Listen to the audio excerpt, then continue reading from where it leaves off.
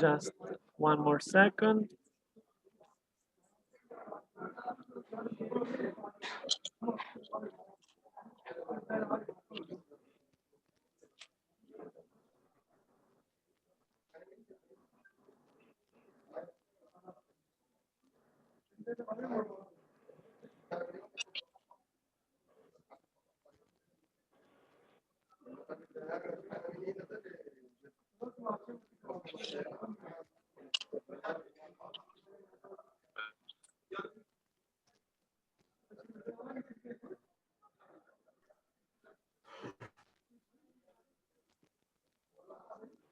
Just a second, there is a connection issue, and I'm sorry for this delay, but 2 minutes and we will be able to start.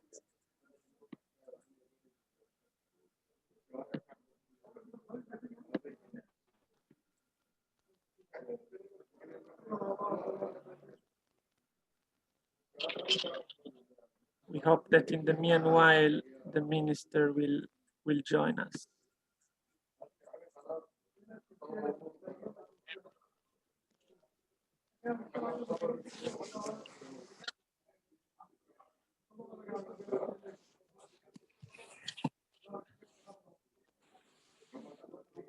يا فاطمة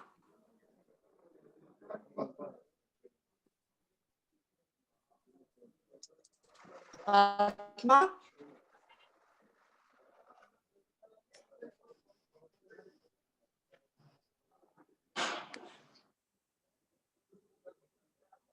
يجي يقول لك تعال احضر الويبينار يجوك هنا بس عسام دكتور عسام وانا ما دايره ويجي. Connection is not always very speedy here in Sudan, but I think that we are almost done.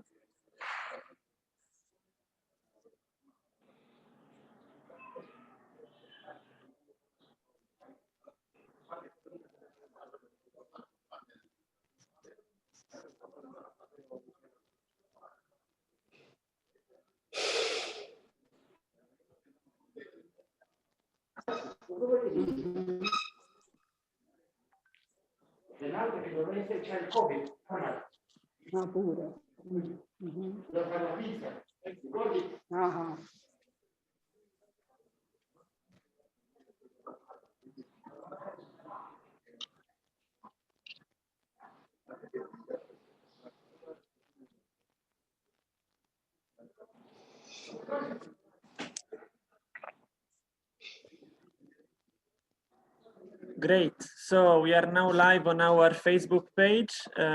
Thank you very much to everyone for joining us. And I'm very sorry for this short delay due to technical connection problems. This webinar kicks off our fifth week of the Italian cuisine in the world Khartoum edition, which will be entirely virtual this year, and we are very, very happy to devote this webinar to the Mediterranean diet. We decided to divide it into two sessions. One session focusing on the Mediterranean diet as a food model, sustainable food model, also to improve the quality of life. And the second session where we will focus on the Mediterranean diet and the food security here in Sudan, also with some experiences from the field. I will keep it very, very short since we are a little bit late. These two sessions will be opened by the welcoming remarks from the ambassador, by Honorable Pescante, honorary member of the Olympic Committee, and by Pavel Krupkin, UNESCO country representative here in Sudan. As you might know, the Mediterranean diet is also part of the World Intangible Heritage of UNESCO. So I will now yield the floor to the ambassador for his opening remarks, and thank you everyone again for joining us today. Thank you, Fortunato, and good morning, everyone. I am delighted to be able to welcome all of our distinguished guests to today's opening event of the 5th week of Italian cuisine. And I would first of all like to thank you all for taking the time to join our initiative today. I would particularly like to acknowledge the presence among us today of His Excellency Osama Abderrahim, Minister of Health of the federal government of Sudan, the Honorable Mario Pescante, former chairman of the Italian National Olympic Committee, former Undersecretary for Culture, former chairman of the European Affairs Committee of the Italian House of Deputies. It is a pleasure to have you here with us. Dr. Pavel Krupkin, UNESCO representative to Sudan, Dr. Francesco Branca, director of the Nutrition Department of WHO in Geneva, and all the other participants.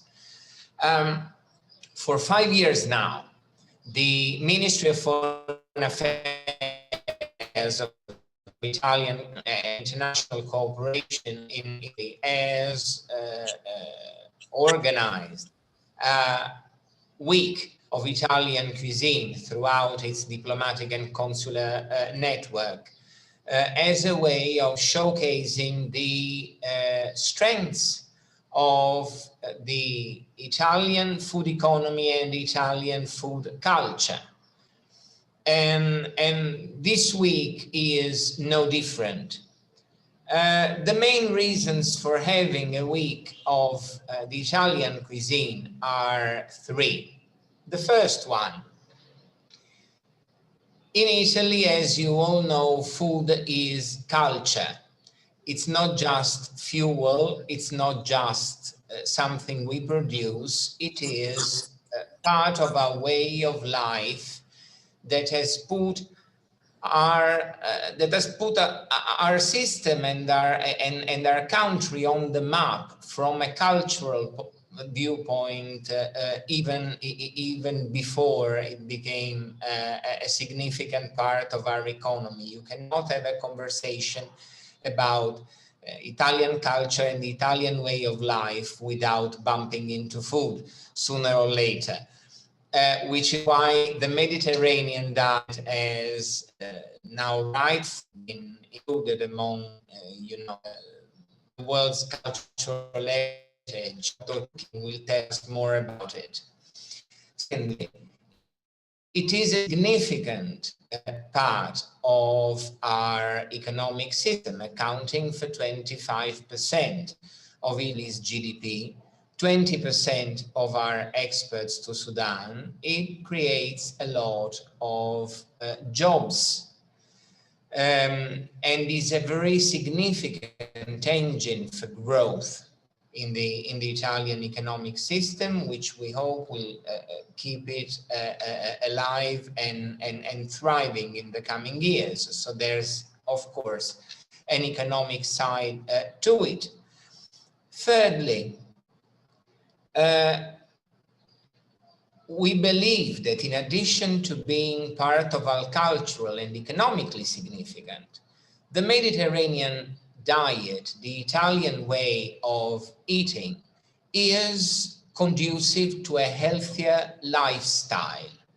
And in this respect, it should be part of the ongoing conversation that we have with the government and the people of Sudan about improving lifestyle and introducing healthy eating habits. This aspect has been part of many initiatives and of our approach to our development with Sudan, a dialogue which we are conducting through the Agency for Development Cooperation. Representatives are here. Detail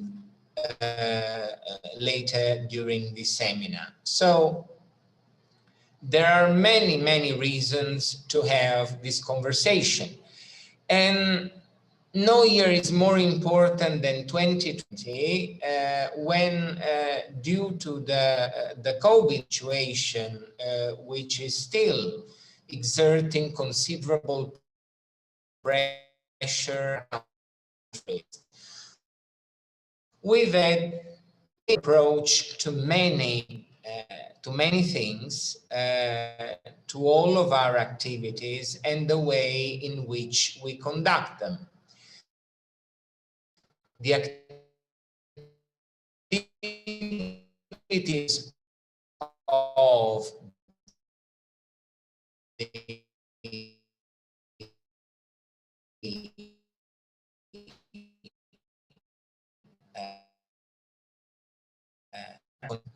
like any write the results. This year, of course, we decided to send, to convey a message of attention, and we want to be careful. And we wanted to pay attention to the initiatives of the week being conducted in the safest possible way. So we decided to take the week online and have a conversation about why the Mediterranean diet is a good thing for everyone, and about how the heads and heads of the Mediterranean diet may be used over here, may become part of healthy eating habits for the populations and of Sudan. Without further ado, I will leave the floor here. I should once again like to thank you all for taking the time to join in this initiative, and I look forward to a very interesting discussion. Thank you all very much. Thank you very much, Ambassador, for your opening remarks and your words. And I now yield the floor to Honorable Mario Pescante, who, as you also remembered, has performed very important duties throughout his career in the field of culture and in the field of sport. So he can now give us a broad overview on what the Mediterranean diet is perceived in these fields. It is an honor for me to yield the floor to him now. Please, Honorable Pescante. Grazie mille, thank you. Good morning, Ambassador Vassallo, and Sabah al-Khair to the Sudanese friends, and the greetings to all those who participate in this interesting meeting. I take this opportunity, this occasion, to thank you the possibility to speak to you on behalf of the International Olympic Committee, as it gives me another chance to express to the political and the sport authorities of Sudan the gratitude of the Olympic movement for a crucial contribution to facilitate South Sudan Olympic. And that ceremony years ago, when the IOC general competition the Olympic organization were side by side with the top, where they could taste the food of a national cuisine. It was also the destination of the members of other delegations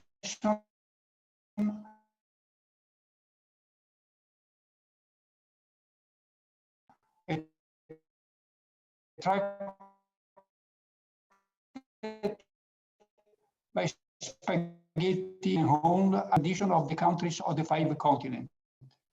With this solution, The spirit of the Games has been more fully realized as the Olympic Restaurant Hall has become perhaps more than any sport field, the meeting place where athletes for every nation and every discipline meet. The news is that everyone no longer chooses only the food of their own country, but passes from one stand to another to savor the dish of different countries. Despite that, the Mediterranean diet remains the more favorite dish in the Olympic Village. I mention to the Olympic spirit of food because between the table of the dining hall, the participants in the games get to know each other and exchange experiences of life and food. This confirms that there is one without geographical barriers, nature of food. The Sudanese looks for spaghetti and pizza, the Italian eat Sudanese food. We will renew this experience next summer at the Tokyo Olympic Games, we hope. In this regard, I would like to inform who will be present at the Games that the National Olympic Italian Committee, as per long tradition, will organize a meeting point for the whole Olympic family in a special and prestigious location in Tokyo. Its name is Casa Italia, Italian House, where you can visit the stand promoting the Made in Italy, but above all, you can go to the restaurant where dishes of the Mediterranean diet coming from different Italian regions will be served. We would be very happy if your team present at Tokyo accept the invitation for a visit to Casa Italia to strengthen friendly relations between us around an Italian tasting. I wish you all the best for this meeting. Thank you very much, Honorable Pescante. You gave us also a very interesting proposal for developing the partnership between Italy and Sudan, and we see that you know a lot also about Sudan. We are very happy to hear what you shared with us today. I'm now giving the floor to, thank you very much. I'm now giving the floor to Director Pavel Krupkin, country representative of UNESCO here in Sudan, because as we remembered before, the Mediterranean diet is part of the World Intangible Heritage protected by UNESCO. Please, Dr. Krupkin, the floor is yours.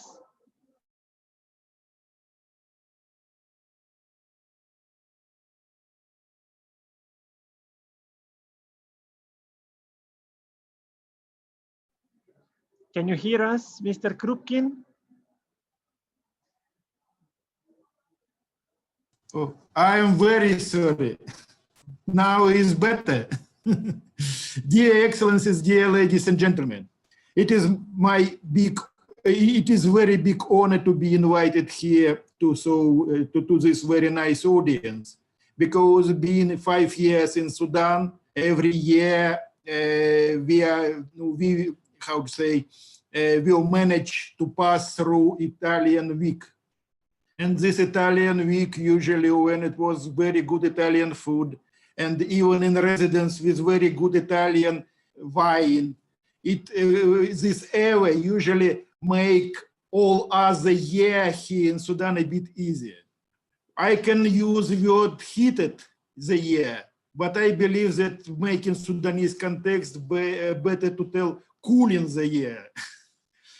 Thank you very much for this. In principle, yes, you are right. You already mentioned that the Mediterranean diet was recognized by UNESCO in frameworks of 2003 Convention for Intangible Heritage as value, as having of worldwide value. And It was recognized on 17th of November of 2013, by the way, and it is very, very, very, we are very, very close, just passed through 7th year of such recognition. It was recognized not just by its substance, not just by food, but like Ambassador Vassallo just told, it is also knowledge, skills, rituals, symbols, traditions. It is way of living and part of the way of living.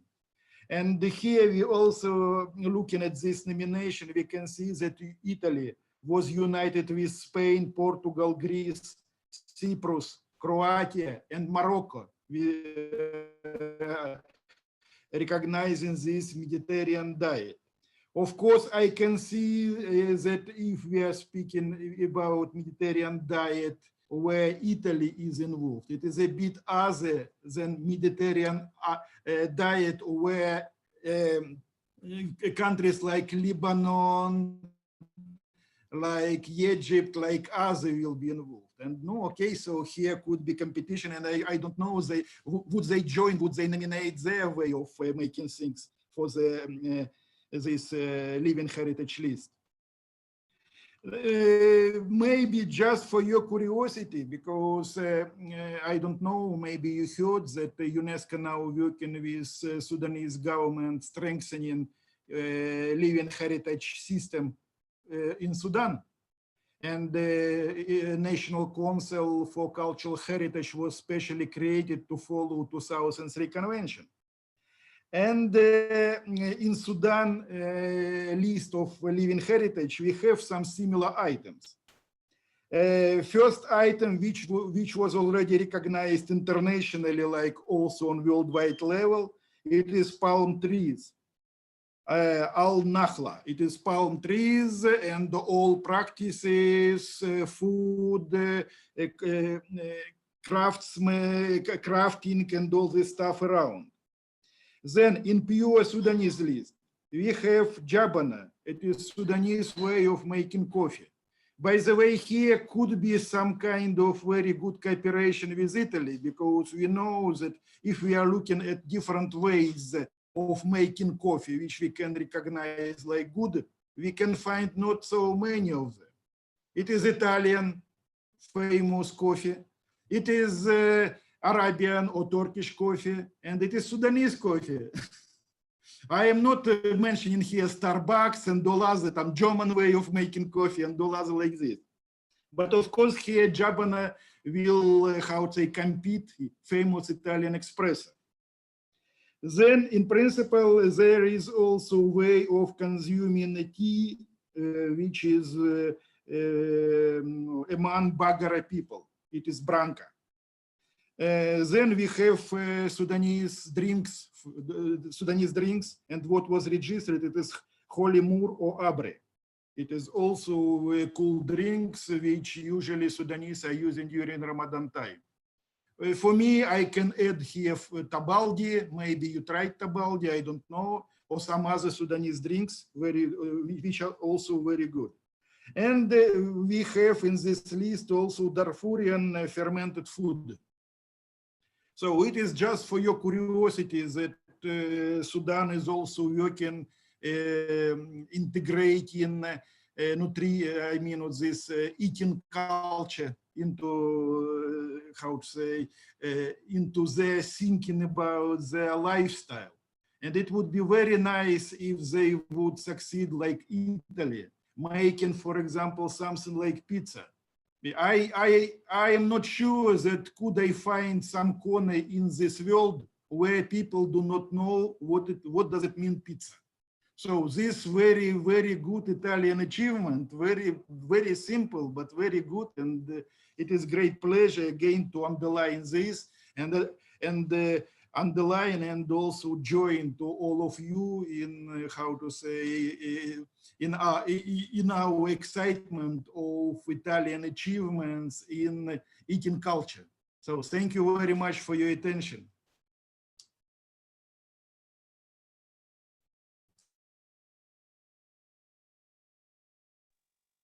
Thank you very much, Pavel, for your intervention and your work. In the meanwhile, we have... Hello. Have you get sound back? We heard you, yes, Pavel. Can you hear me now? Thank you very much for your words. In the meanwhile, we had an update on the participation of the minister. Unluckily, you know, Sudan is now facing the second wave of coronavirus, and he had an emergency meeting with one member of the Sovereignty Council. So he refused and is not able to join us today, but on his behalf, we have the Director General of Global Health. Fortunato, noi non sentiamo nulla. Can you hear me? No? Si sente molto basso volume. I try to go close. I don't know what is happening today with the connection. Can you hear me better now? I hope that it is so. I was just saying that thank you, Yes. Director Krupkin, for your words. Unfortunately, the minister is not able to join us because, as you know, Sudan is facing the second wave of COVID emergencies and is not, unfortunately, able to join us. But on his behalf, we have Director General of Global Health at the Ministry of Health, Mrs. El Fati. So I will now give the floor to her for her remarks for our webinar. Please, Mrs. El Fati, the floor is yours. Thank you very much, Fortunato, and I would like to start by conveying the apologies of His Excellency Dr. Osama for not being able to join us today, even though he was very excited to be part of this event. And I would like to first start by welcoming and greeting His Excellency, the Italian ambassador, for chairing and championing this very important event, as well as the Italian Cooperation Agency for co-leading and co-chairing this webinar today. Distinguished delegates who are with us here today from Italy and Sudan. So greetings and welcome everyone. It is also very important to actually celebrate and to have some time for us to be able to highlight such an important issue, especially for us here in Sudan, which is the nutrition issue. Italian Cuisine Week is one of those events that would really shed light and highlight the importance of nutrition and healthy food and healthy dietary habits in Sudan. What's really important and what's really special and unique about the Italian Cuisine Week, and I liked very much how it used to be happening in physical and in actual presence. And I hope that with the end of the second wave, inshallah, very, very soon, that we'll be able to reiterate and to have this in such a physical presence. It's the nutrition issue from a health perspective for us in the health system is very important. With the very high percentages of malnutrition, especially in among the under 5, and also among the Sudanese population. We are now at a health system that is double burdened with not only communicable, but also non-communicable diseases, which is something that is a bit novel to us in the country. The recent status and the recent reports that are now indicating a very high prevalence of type 2 diabetes among very young population in Sudan, and that is a very serious flag about the need to change in the lifestyle and especially the dietary habits. And now for a health system and for a country that is also burdened with a very poor and challenged economical situation, it is often seen as a luxury to maintain a healthy dietary habit. One of the key values that the Italian Cooperation Agency has been working on for the past years is how they can promote that healthy diet shouldn't be so expensive. And it can really rely on the very basic elements that are found in our common dietary habits within our produced agricultural crops, and it can be modified to have something that is sustainable, but it's also very, very healthy and rich in nutritious elements. And I think those are one of the core values that Italian Cooperation has been working on. And it is very important to keep such sustainable, innovative solutions. And also, whenever we are advocating among mothers for introduction of healthy dietary habits for their babies, for the breastfeeding, and for the pregnant women who are considered to be the vulnerable groups, it is also very important to ensure that their level of awareness is up to that standard, and it is now tweaked in within our nutritious habits, that having a healthy diet shouldn't be very hard and shouldn't be very expensive. And I think those are my main messages that I wanted to convey today and to stress. We'd like to take this opportunity also to commend the tremendous efforts made by Italian Cooperation Agency with regard to the nutrition profile in Sudan. And we'd really look forward to having this event sometime around the end of this second wave, hopefully. And would also like to commend all the efforts by the Italian Embassy as well in trying to have this transaction and co-creation between the Italian cuisine and the Sudanese cuisine towards establishing and sustaining healthy lifestyles and healthy dietary habits. So thank you everyone for having the time. And I really wish and I hope and I pray that we'll be able to meet in person very, very soon, inshallah. So thank you very much. And the floor is back to you, Fortunato. Thank you very much. Thank you very much, Director General El Fatih. Thank you very much for your warm words towards us, the embassy, and also towards our development cooperation agency. What to say? We also hope to be able to have physical events soon. An Italian week, a week of the Italian cuisine without physical events is somehow rare, and we hope that the next one we will be able to taste also the Italian food, not only to talk about it. But today we are talking about it. We are talking about the Mediterranean diet. So after these very remarkable opening interventions, we can now start the first session, the Mediterranean diet as a way to improve the quality of our life.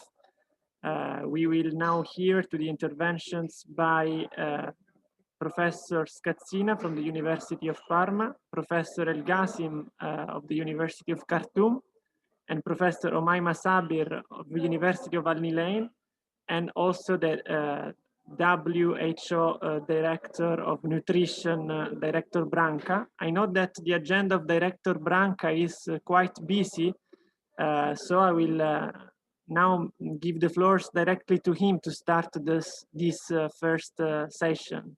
Please, Director, the floor is yours. Well, thank you very much, and good morning to all.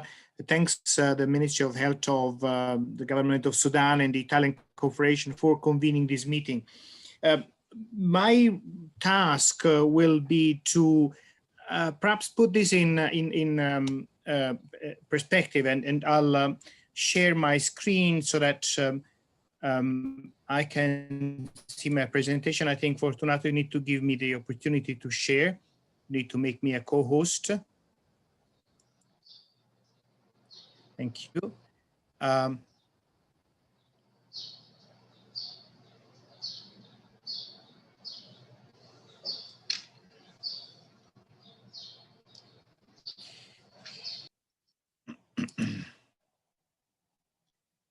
I don't know if you can see my slides. Can you see my slides? Thank Yes, you we very can. much. So I'll start by basically putting this in perspective and explaining that we are dealing in the world with a very complex nutrition situation. We have a combination of forms of undernutrition and overweight and obesity, plus micronutrient deficiency. So that is why in the Sustainable Development Goals, we talk about all forms of malnutrition. And you can see in this slide some very sobering numbers. We have already by the age of 5, 144 million children who are not growing well, and whose success in life and capacity to learn and work will be affected by this early form of malnutrition. And 47 million have that form of acute malnutrition that is well known to the Sudanese authorities, because you're dealing with that every day. That is associated also to an increase. We have about 38 million children under 5 who are overweight and obese. And this number of obese actually continues growing and increasing. And, we have now the estimate of about 600 million of people who are obese. So these conditions all together are responsible for a great deal of the burden of disease. We estimate that unhealthy diet and malnutrition are responsible for about 20% of all the deaths and disabilities in the world. So that's huge. So the discussion of today is about how can we revert this? And my colleagues will be talking about the dietary part. And as I said, unhealthy diet is something that is so problematic and critical for all the world.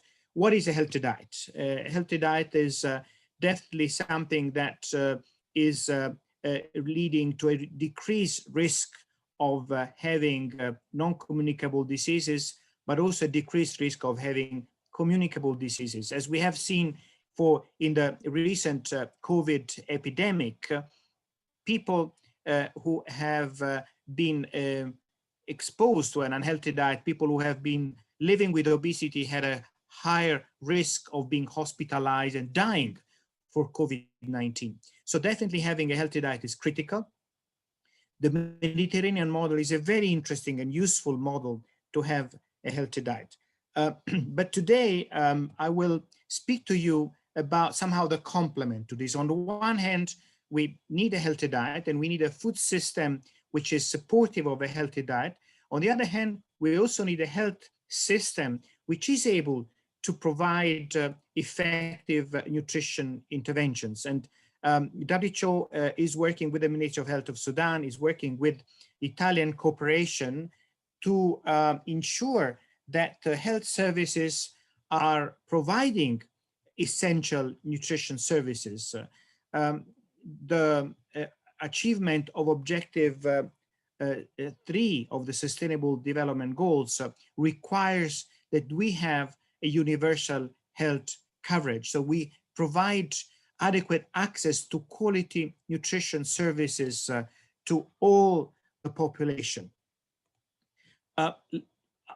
In this slide, I'd just like to communicate to you what are the essential nutrition actions that need to be delivered through primary health care. I mean, what is for all populations in the world is adequate counseling on healthy diet for all individuals accessing healthcare services. So having a good model of diet is critical for all the population. And health services can support that. Health services, by providing adequate counseling, can promote healthy dietary patterns for all individuals. But then there are, of course, specific interventions in the context of emergencies, specific interventions for populations affected by certain communicable diseases, particularly tuberculosis and HIV. And there are specific interventions for the different age groups.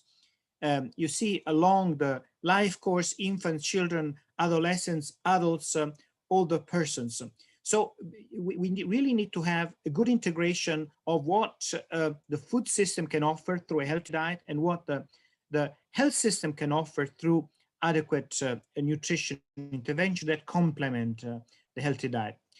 The WHO has developed such a compendium of essential nutrition actions, and it basically, addresses the broad scope of key intervention to tackle malnutrition in all forms in different target groups. And I'll go quickly through this. First of all, the multi-sectoral interventions for healthy population. You see healthy diet figures there on top. So the discussion of today is absolutely critical. And this is about promotion of health. It's about preventing of diseases, it's about treating diseases, it's about rehabilitation, palliative care. So basically healthy diet cuts across all dimensions of health. And this is a common responsibility. It's a responsibility of health, agriculture, education, trade, and industry. If we want to achieve a healthy diet, we need to have that cross-sectoral collaboration under the umbrella of government authorities. In some cases, a diet needs to be corrected. And, this is where, for example, the fortification of condiments and staple foods with vitamins and minerals can take place. So that's sort of the first broad group. The second one is really the nutrition intervention through the life course. And, I'm not going to go through it, but just to highlight that we need to start very early. We need to start definitely from pregnancy. We need to start in the early of life child, 1,000 days. Breastfeeding is a very important element there. So today we're talking about Mediterranean diet. Breastfeeding is definitely, and of course, the nutrition intervention in emergencies. This essential nutrition action document provide information on the WHO recommendation, a summary of key evidence, key actions for implementation, and the contribution to global nutrition targets.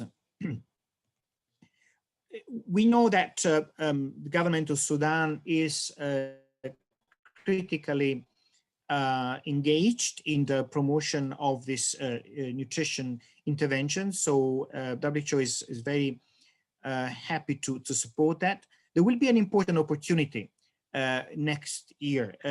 It's the Nutrition for Growth Summit.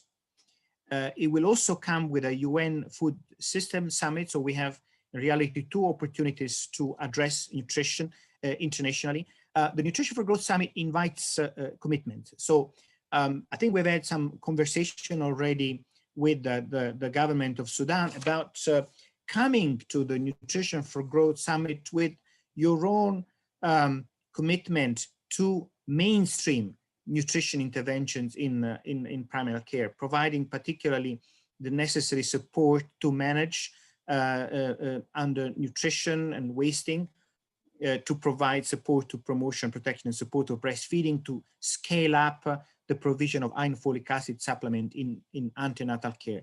And then the UN Food System Summit could be an opportunity to communicate about your intention to improve the quality of the diet. We have in WHO made some suggestions about how to make this impactful commitment for mainstreaming nutrition in health system, and we're very happy to collaborate with the Sudanese government on this. So I'll stop here. Again, thank you very much. So definitely the conversation of today is a good indication of how we can bring together the health sector and the other sector in ensuring a healthy nutrition for all the population. Thank you very much. Thank you very much, Director Branca, for this interesting presentation, which somehow links theory and action and gave us also some ideas on what to do in order to promote Mediterranean diet and nutrition. Now I think we will pass to a more theoretical session of the webinar, and I give the floors to Professor Scazzina, Professor of Food Science at the University of Parma. Please, Professor, the floor is yours. Thank you, Fortunato, and good morning, everybody. I move to share my screen, if it's possible.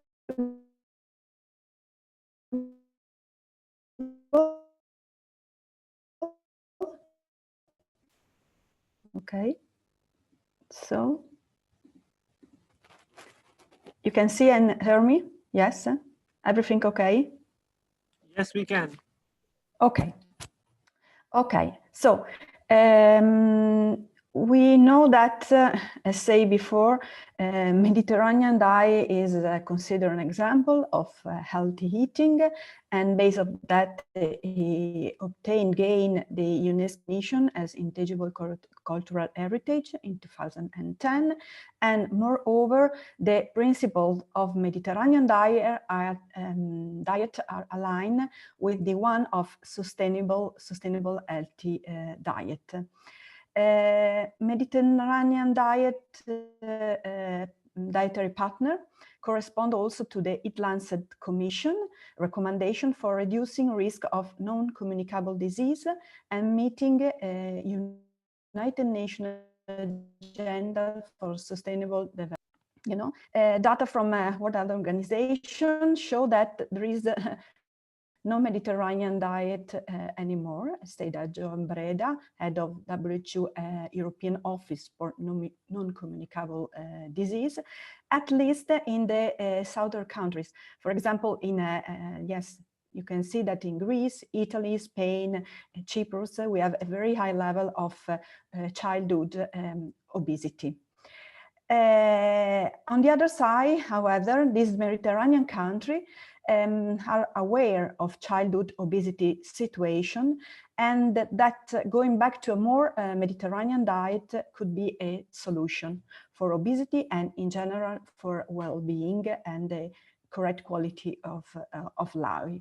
So how we could to face this situation, so not talking only about childhood obesity, but in general of well-being, lifestyle, and how is possible to promote an healthy and sustainable lifestyle. So I am here to present or to propose some solution from Parma.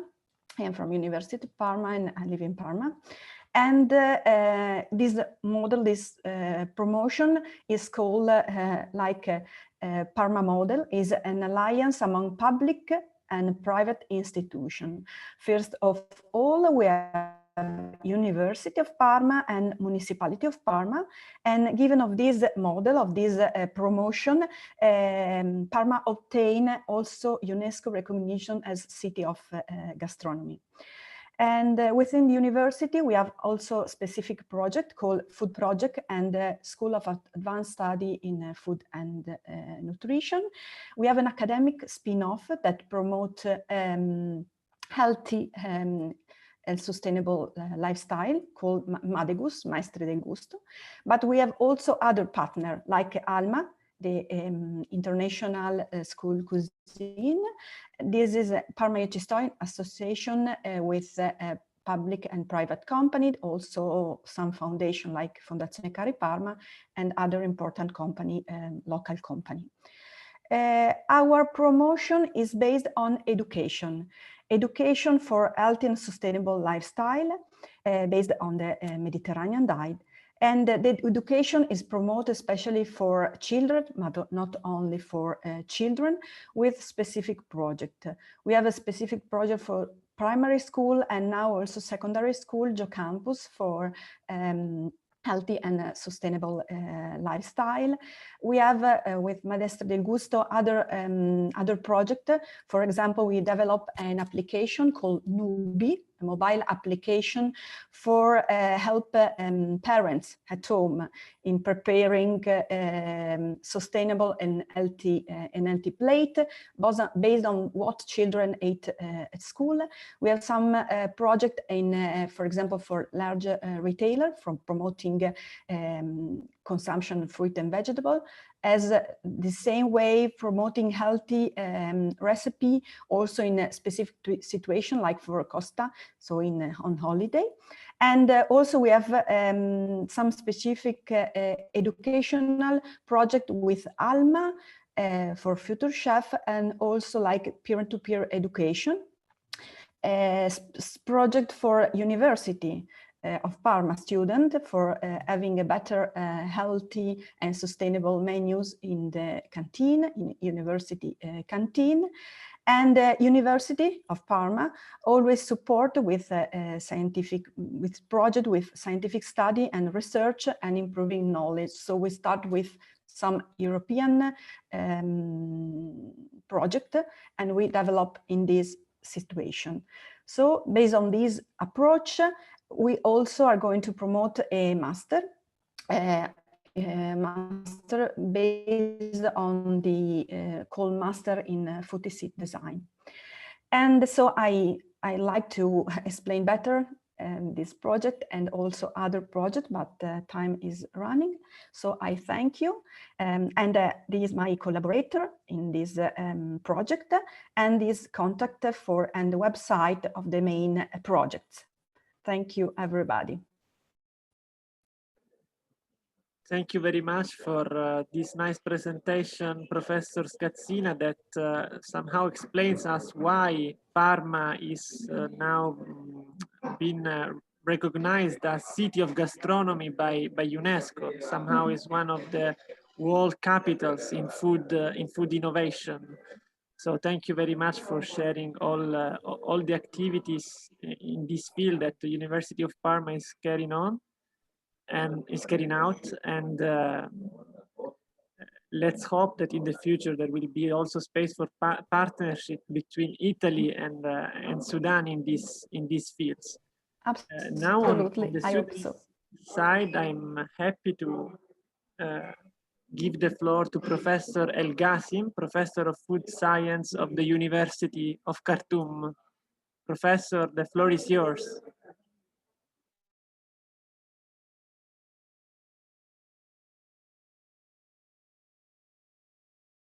Professor El Ghasim, can you hear us? Please switch on your mic. I did.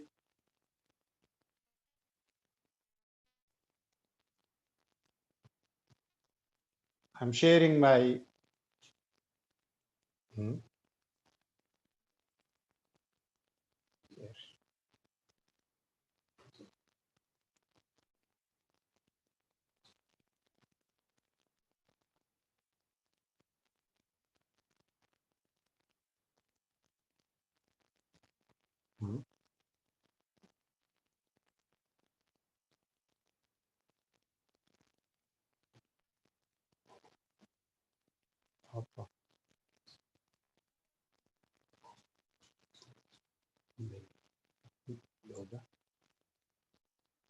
Can you hear me? Yes, Professor, please go ahead. Okay, okay. Thank you very much for this opportunity. And my presentation actually is about the Mediterranean diet as a way of improving the quality of life as it is proposed by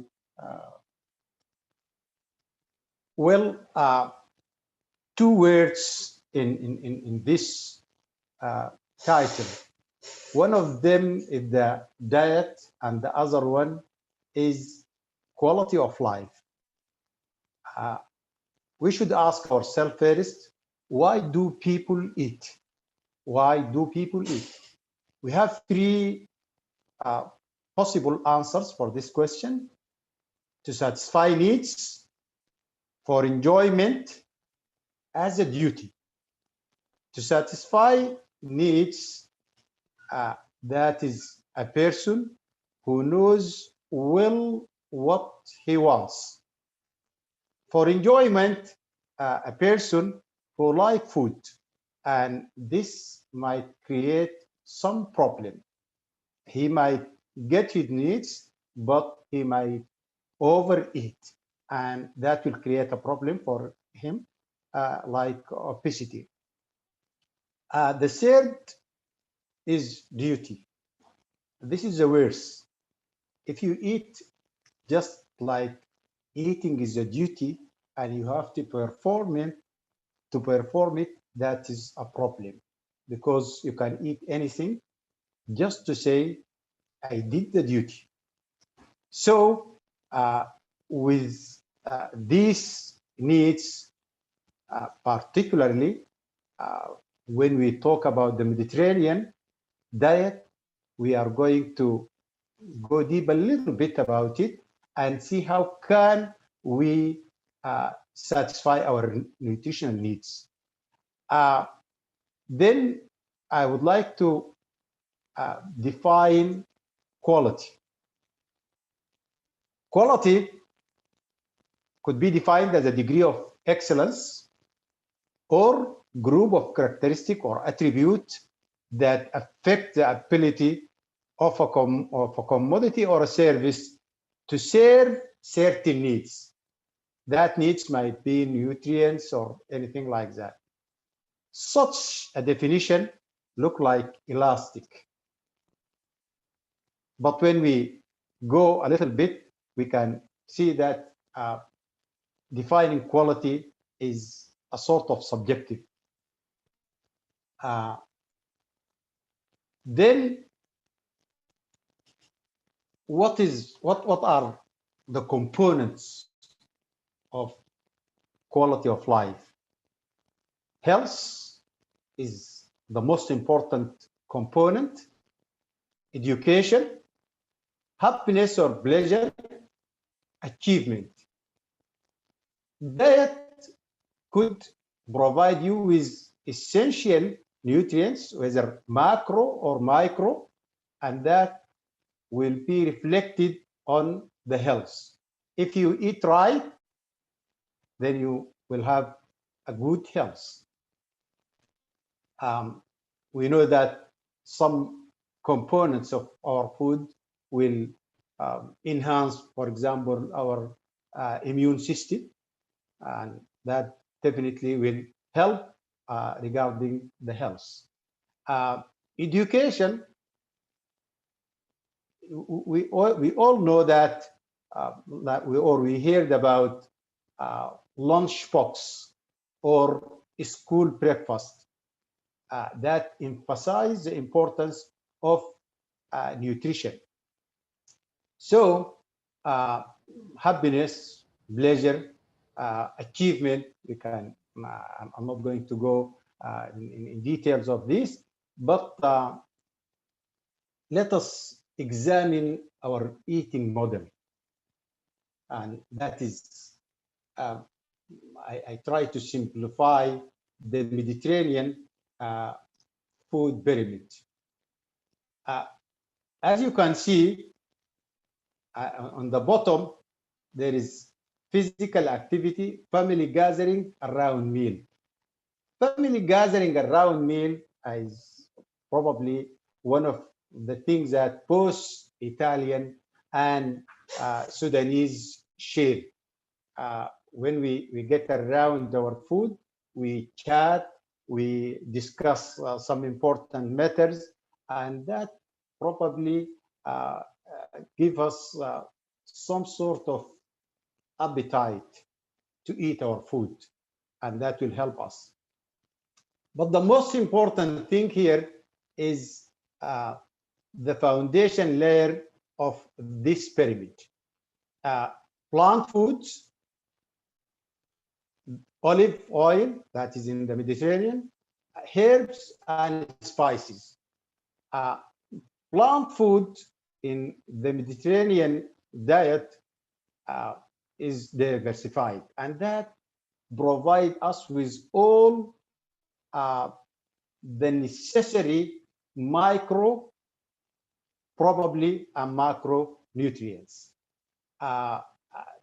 Seafoods in Sudan, actually, we don't eat as much seafood as in Italy, but it is an important component of the diet.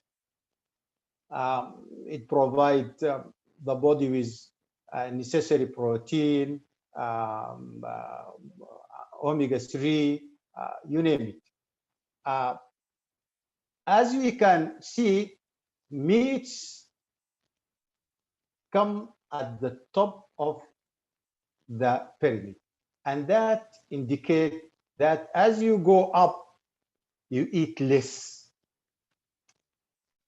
I believe red meat is essential because it contains heme, and heme, as you know, probably most of you knows that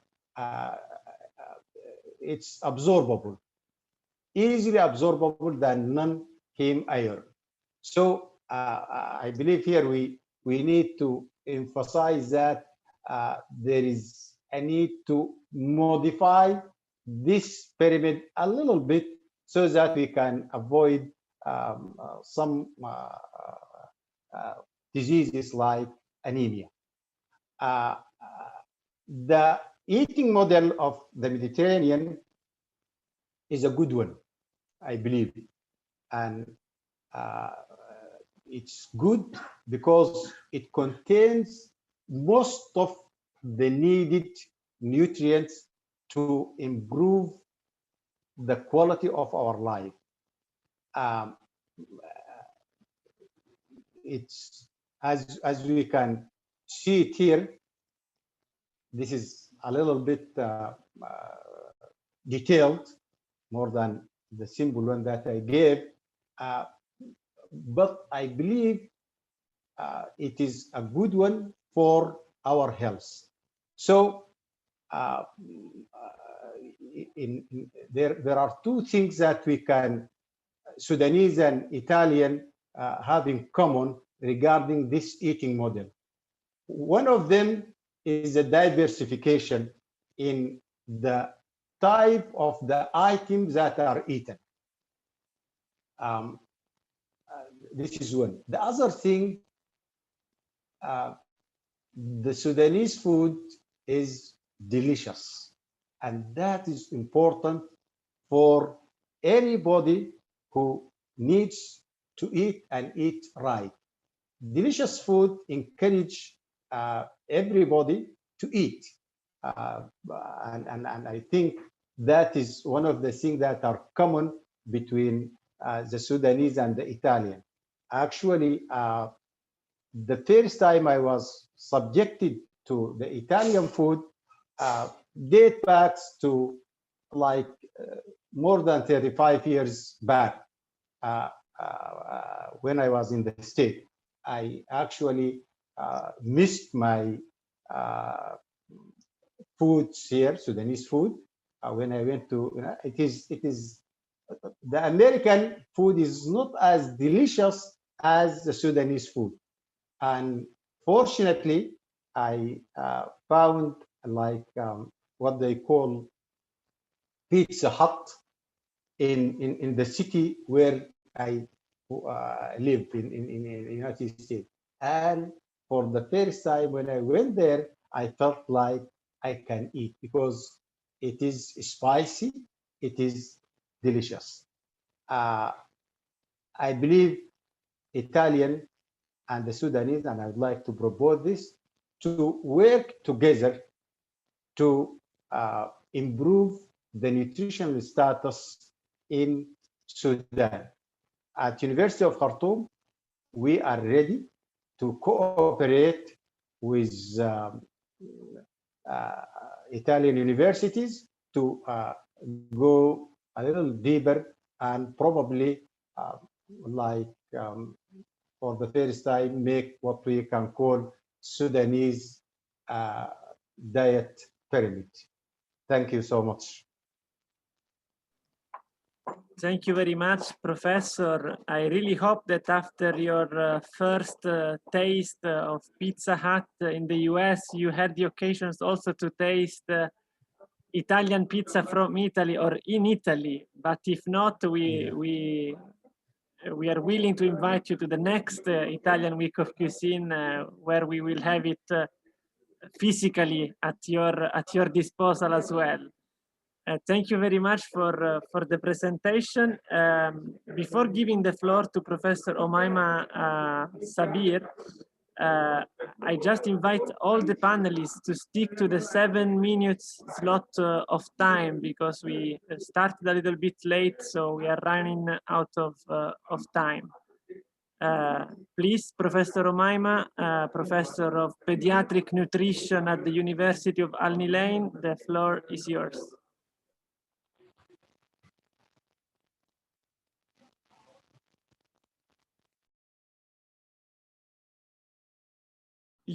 Professor, your microphone is off. You need to reactivate your microphone. Okay. Thank you very much for giving me this opportunity to talk in this very valuable and nice webinar. And I think most of the people now, they talk about the Mediterranean diet, how it is important in influencing the immunity and the lifestyle. People talked about the malnutrition on both sides, obesity and malnutrition of macro and micronutrients. And I have listened carefully.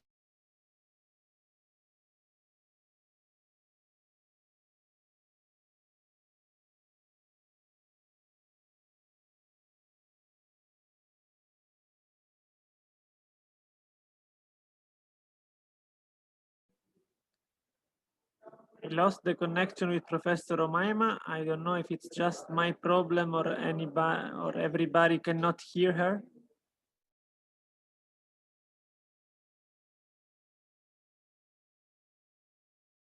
Professor Omaima, can you hear us?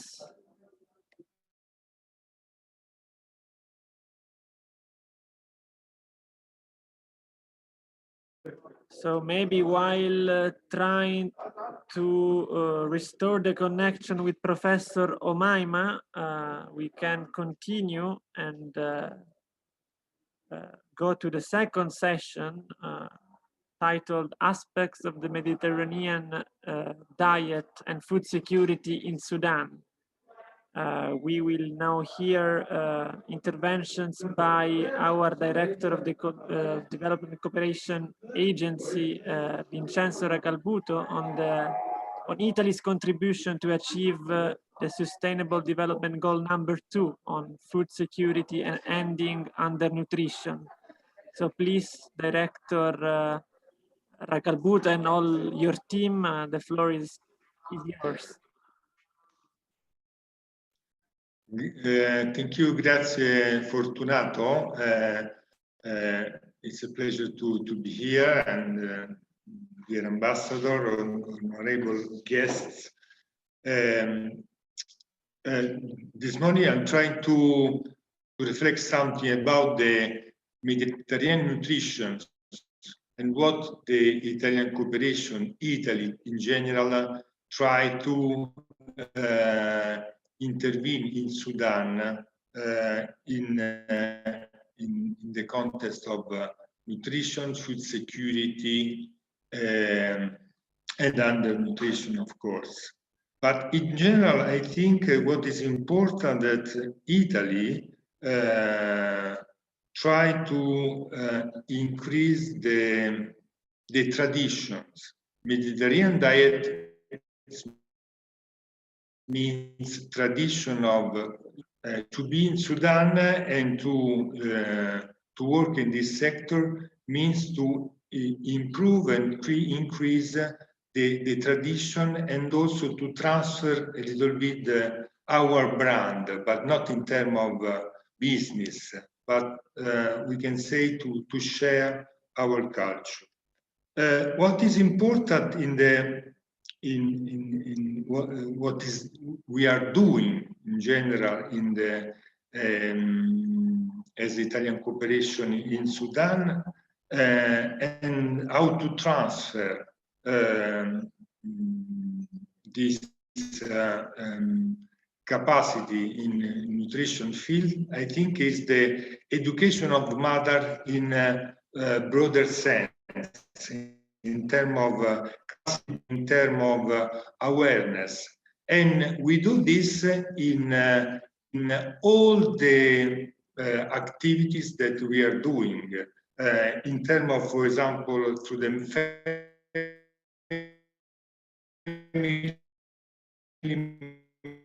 medicine, and promotion of local food is one of our I think most important. When we talk about Mediterranean food, we don't say we would like to transfer with Mediterranean food here, but it's important to improve the tradition of the local food in Sudan. For this reason, for example, in the last 3 Italian weeks in Sudan, we promote, for example, local food, but with Italian experience. For example, to put together the legumes in terms of beans, for example, and pasta. This year, for example, would like to do the Italian pizza, but with sorghum, not with wet flour. Because in Sudan we have sorghum, so it's important to promote this kind of cereal and not to continue to promote food, imported food like wheat flour, for example, like rice, is something that is not sustainable in this country. Sustainability is one really important when we talk also about Mediterranean diet. What we can to promote in terms of Mediterranean diet is the diversification. That is something that is very important for us. For us, because we come from a rich country, but in a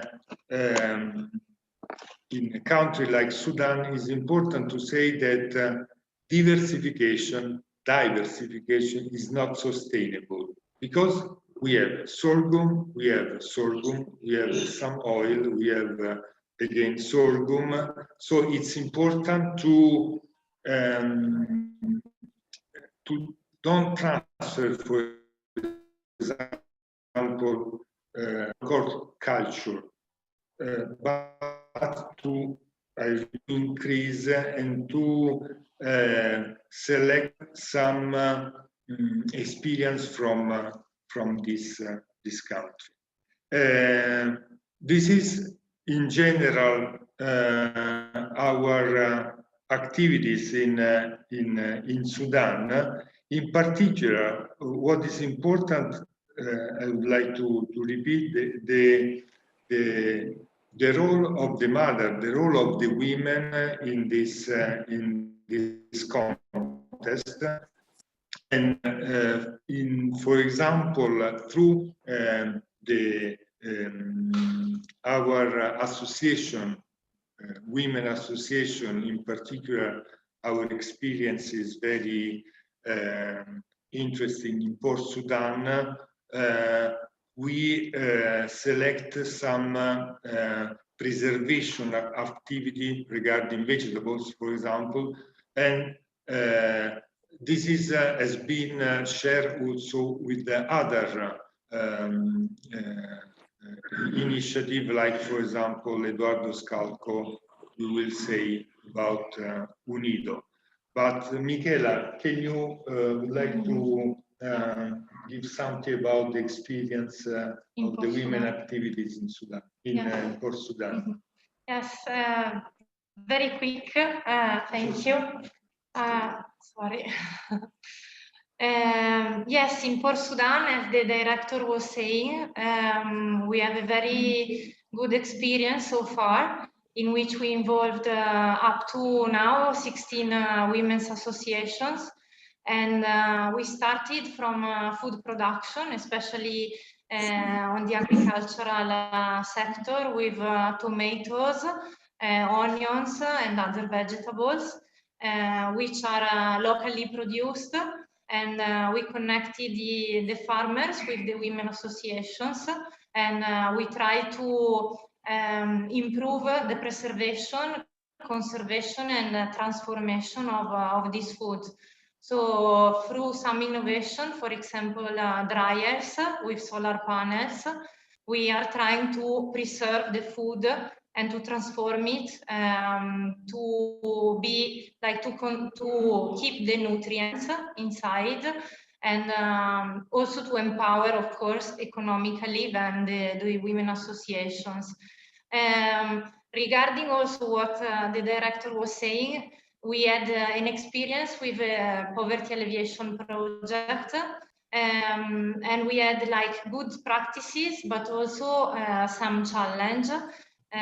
For example, we introduced lemons, which are not like the typical quality that we can find in Sudan. And the production was good, but then the people, they didn't know how to use the product and the lemons in particular.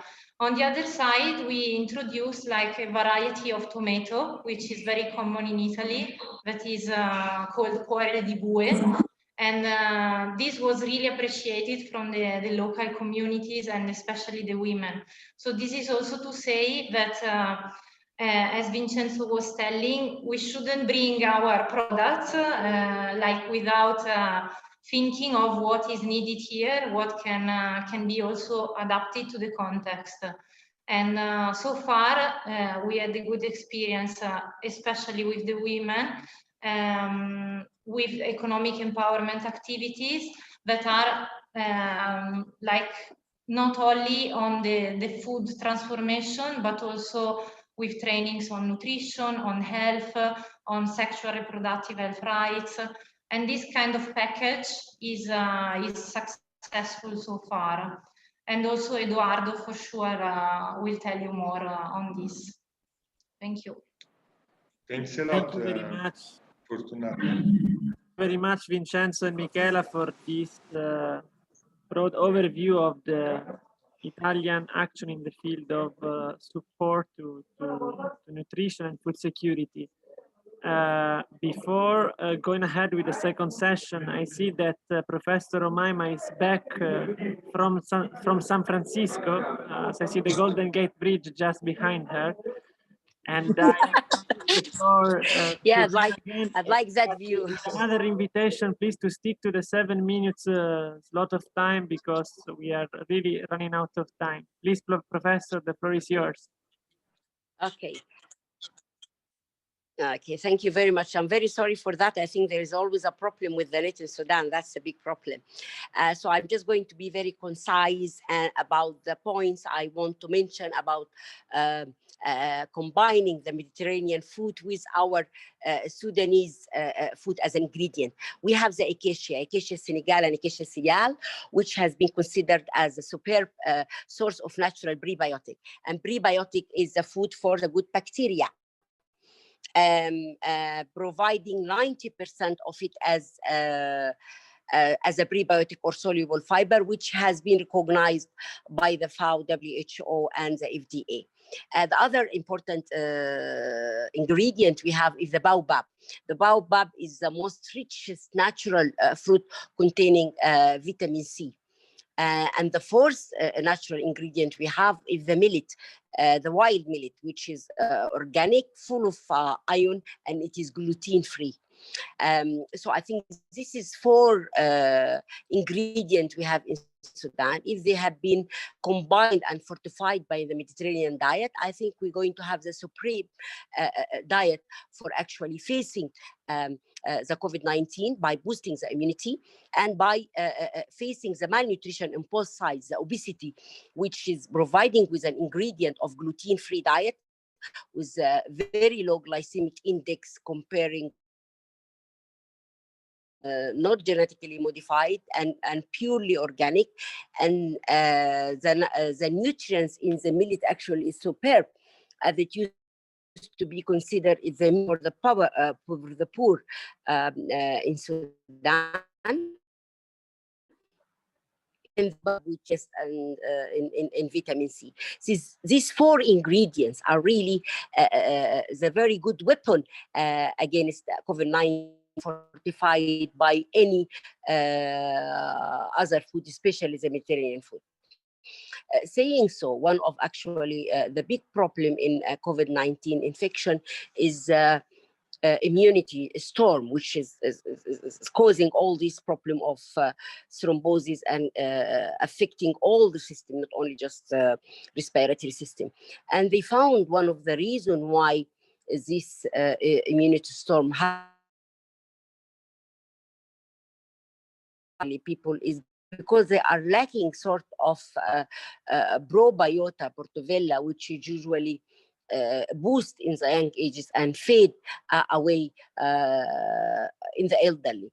And that is why actually children, they don't really affected bad from the COVID-19 because they have a very good probiota starting from the breast feeding, and they don't really have been exposed to the very bad lifestyle as an adult, lowering their immunity. So really COVID-19 doesn't cause a lot of problem in children and young ages and cause a lot of problem in the elderly. And one of the reasons of is their probiota and microbiome of their intestine. By using the prebiotic as an ingredient and fortified by any of the Mediterranean food, that will be great. And also the baobab as a vitamin C, and we know the vitamin C as scavengers and as an immunity boost, as an antioxidant, is one of the major things used in COVID-19, and it is actually included in any protocol of treating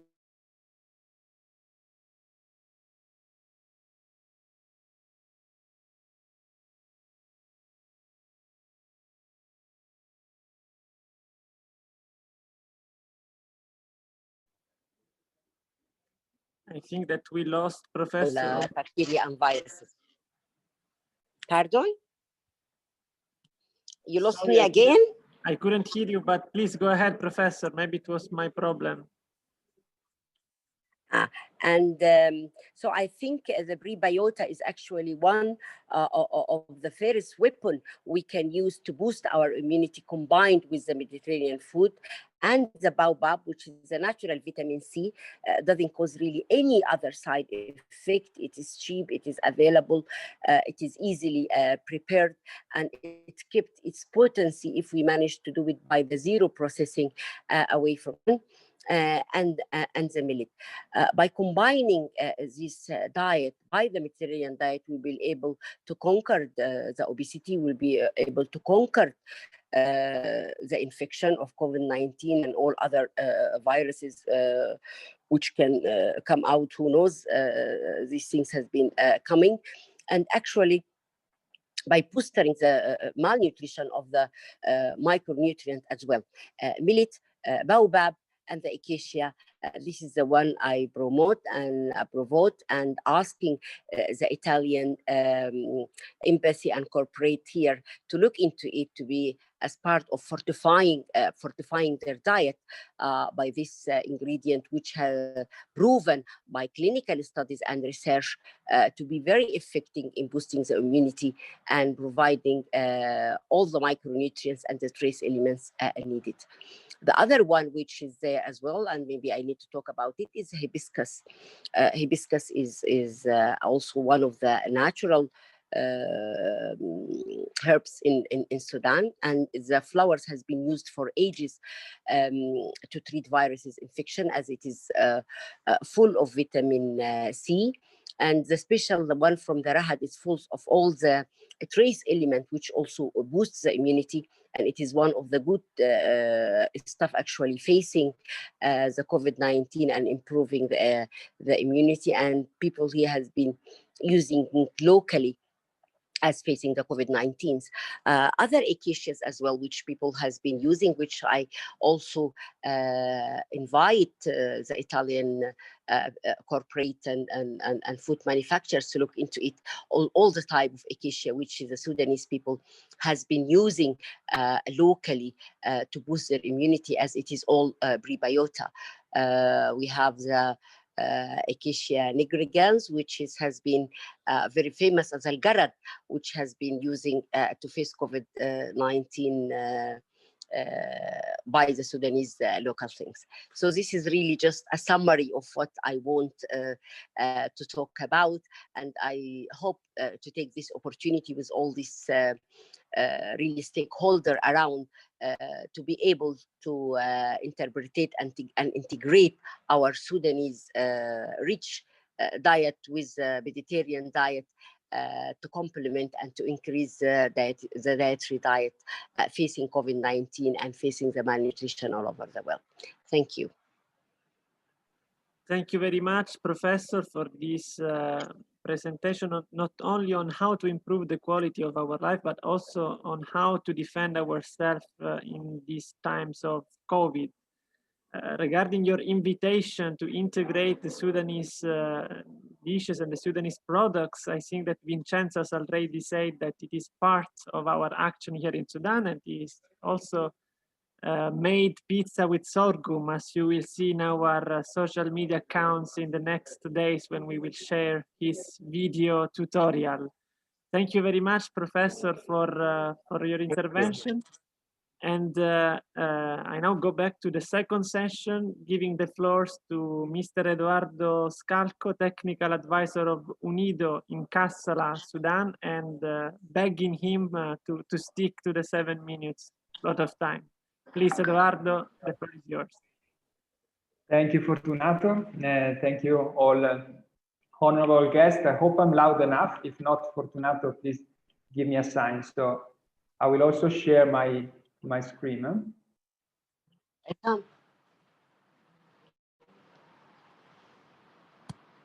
Thank you, first of all, for this invitation, which actually give us the opportunity to discuss about an issue, which is food, from different angles. Now, I will try to show the relation between food security and financial inclusion, which might be not very evident at first sight, but I promise there is a very strong linkage.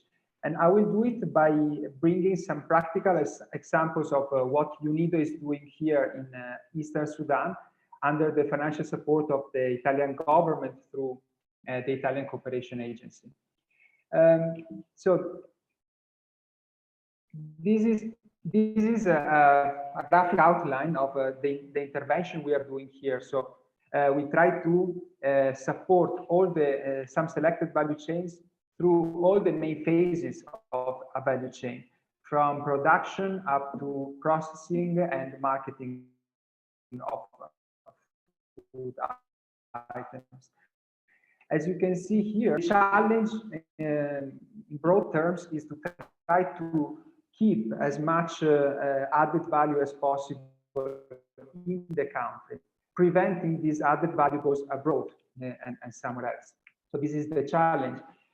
We work mainly with the smallholder farmers because they are usually more exposed to food insecurity compared to others. On average, they are 14% more exposed to food insecurity compared to the national average.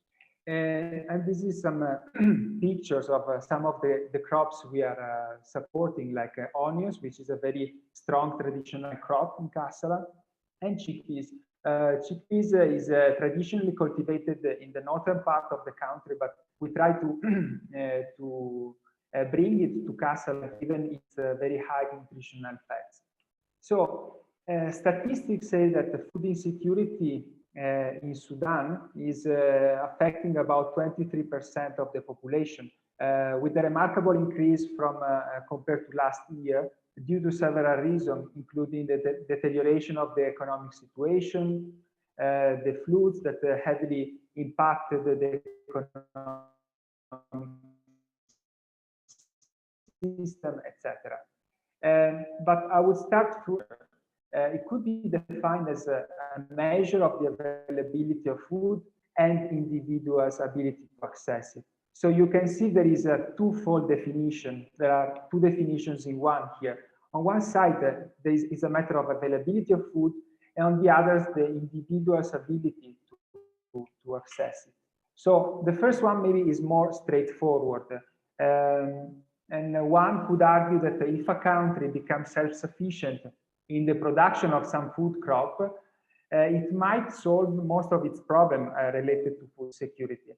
But this is half true, because given a certain availability of land, you need to ensure like a balance between food crops and cash crops. Cash crops are those export-oriented that allow a country to earn foreign currency.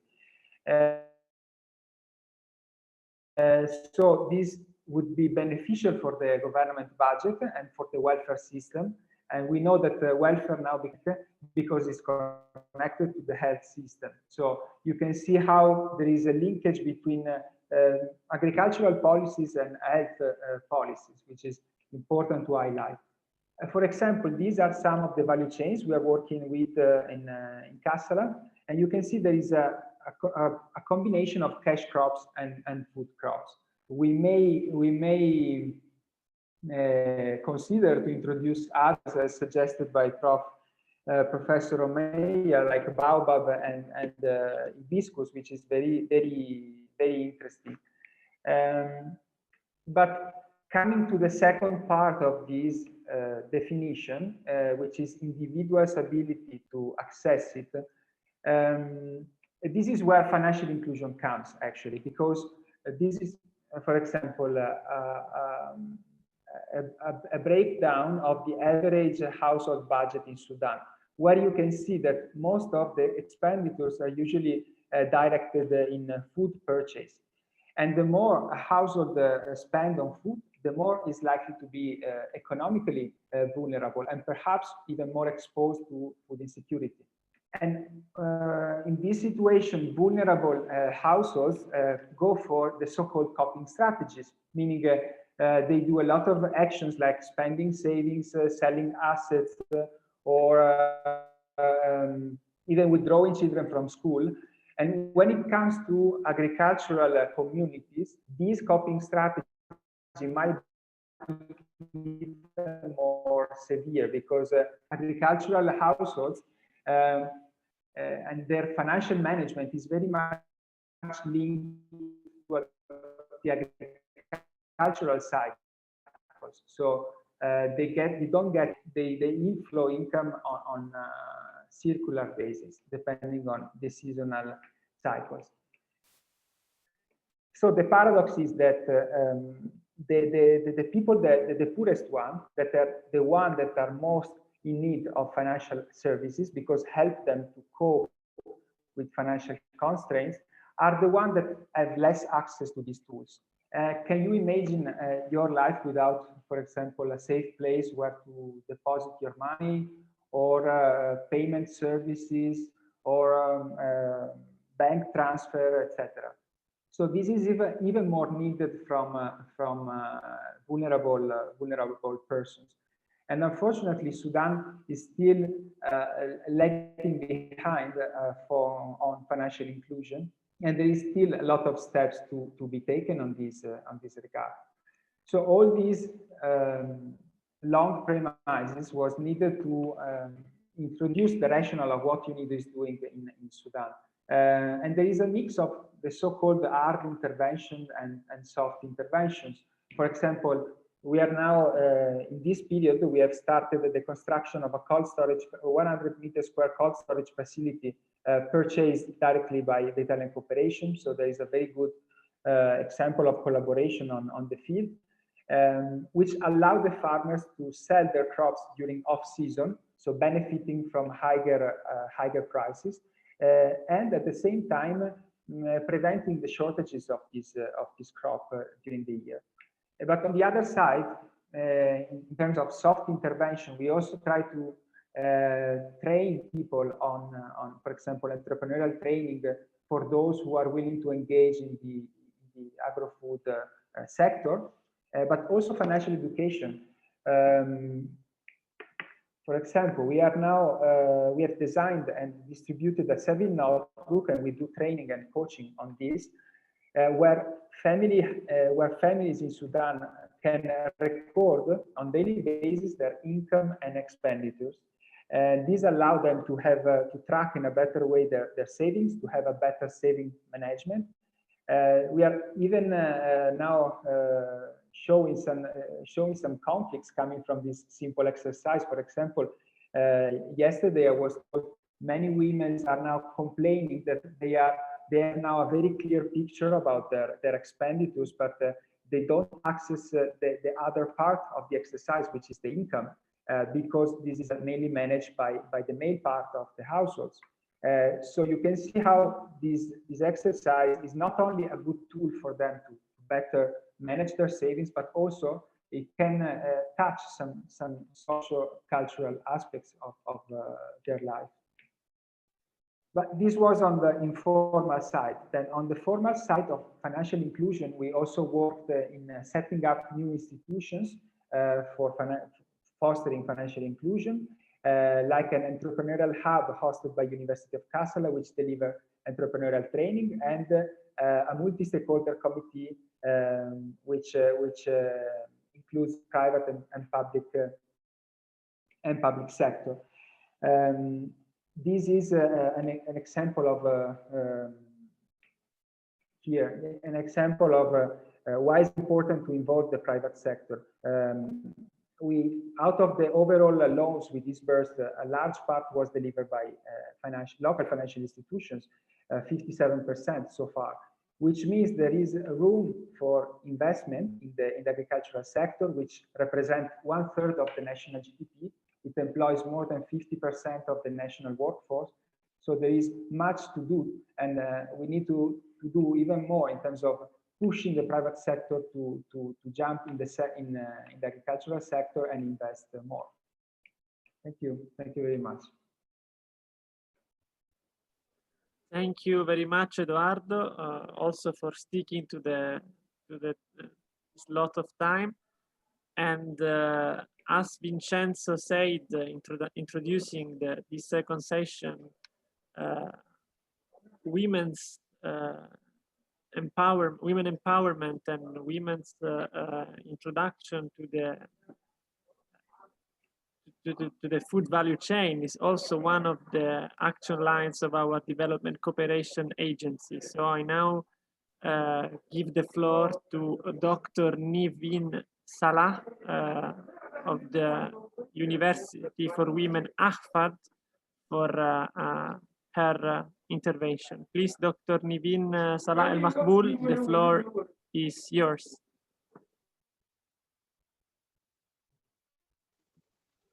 Okay, thank you. Good afternoon to everyone. Can you hear me? Please go ahead, doctor. We can hear you.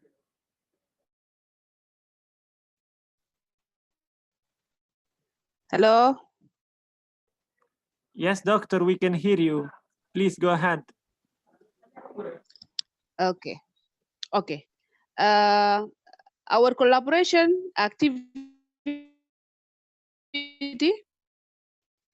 has with the Italian agency. It's launched on 2 activities. The first collaboration started in 2017 with a survey titled Role of Female Farmers in Urban Agriculture in Khartoum, State Challenges and Opportunity. And the survey, it was the first research in Sudan conducted to explore the situation of hidden excluded urban female farmers and to examine also the challenges that face them and available opportunity for further empowerment for the female farmers. Also, the study is touch some new pattern of gender and agriculture resulting for migration and displacement. That survey result come out with different result, which lead us to conduct our project, what we are working on it now. the major result of that study was that most of those female farmers in Khartoum are heterogeneous and belonging to different category. And also we found that the female agricultural worker was the most vulnerable categories of urban female farmers. They were poor, isolated, and hardly meet their daily needs, especially food items. And this connects the lack of income directly with the shortage of food among those female wage labor and their families, and indirectly will affect the nutrition of their children, which put them at risk of malnutrition. So based on the result of this study, the Italian cooperative or development cooperative agency give us an opportunity to implement a project called or titled Economic Empowerment of Female Urban Agriculture Workers in Asrorab area in North Omdurman, Khartoum State. And this project is aimed to seek to advise the economic empowerment of female agricultural workers through core activities that will generate income and secure food and nutrition for those targeted ladies or targeted female workers at agriculture area. And the project is designed to empower female farmers to identify their economic needs and explore ways and means of fulfilling their needs or those needs, also to develop self-confidence and ability to undertake income-generating activity through appropriate and adequate training and ladies, and also to develop a team spirit for working together for sustainable social and economic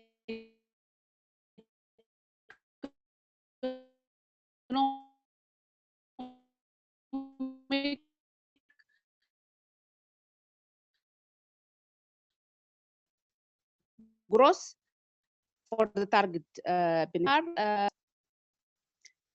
the income generating activities that we will implement it during this project is food drying activity, which is based on its home-based food processing, and also establishment of poultry raising, and some activity in regard to shopkeeping activity. And also we introduce what we call the micro gardening as a cross cutting of the activity of the project, because we think that by helping ladies to introduce the micro gardening at their home, that will help them to have a sustainable source of providing them with the food and improving their nutritional value for them and for their family members. And for this part, I think we are lucky to have one of the Italian experts, Francesca, which will help us to strengthen the project with the techniques of micro gardening for food and nutrition security. And she will be with us to train the targeted ladies for this activity. Now the project is going well, alhamdulillah. And we hope that by the end of the project duration, we will achieve the food sustainability and nutrition for the target ladies or target female farmers. And we are hoping for further collaboration for social inclusion for excluded poor female farmers who involve in urban agriculture as general. I would like to thank all of you for giving me this opportunity, and thanks Italian Development Cooperation for supporting us, and special thanks goes to Miss Michela, Gender Equality and Women Empowerment Program Coordinator, for her continuous support for us. Thank you for your listening.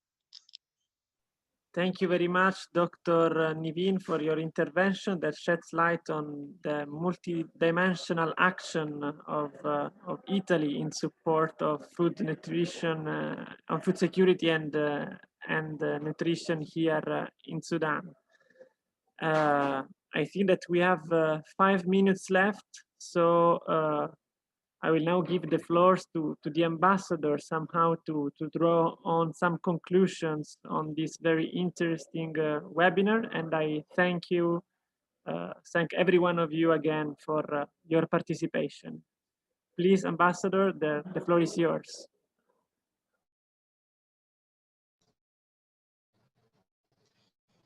Thank you, Fortunato, and thank you, everyone. The past 2 hours have shown us what an amazing feat of resistance it is to stay online in today's world for 2 hours and have a meaningful discussion that everyone can hear. I think, first of all, today's panel has shown us how even food is not just about food. It is an intersection among competing realities, culture, health, and development,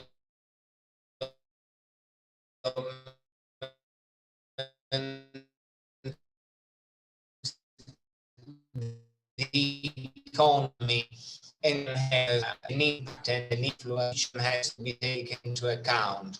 So, result, I think, of today's contributions of today's speeches is that the best path forward is sustainability. Sustainability for tips and habits may be adapted to the realities of a changing world. And in this respect, let me be clear about it. Partnership is very much the key, a partnership among equals. True, this is the week of the Italian cuisine. True, it is our habits and our products that we're talking about. It's also true that even traditions, time-honored traditions, do not exist in a vacuum.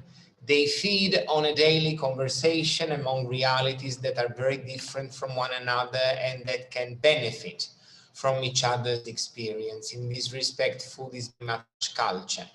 And as the interventions in the last 2 panels have shown, a conversation about food is a cross-section of our dialogue in many different areas, and with that in mind, we will continue our action with the contribution of everybody present and many more significant contributors. So once again, thank you all very much for joining in today's discussion. Your contributions helped make it more meaningful, and we look forward to continue this discussion and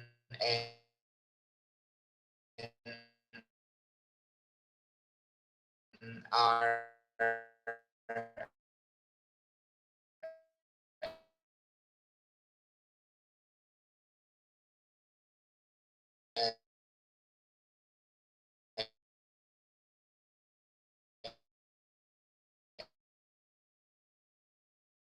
initiative you in the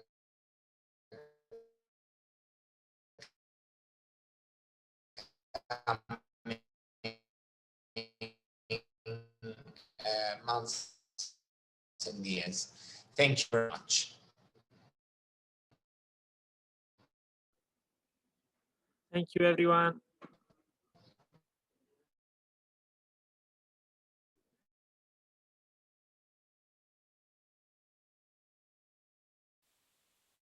Thank you.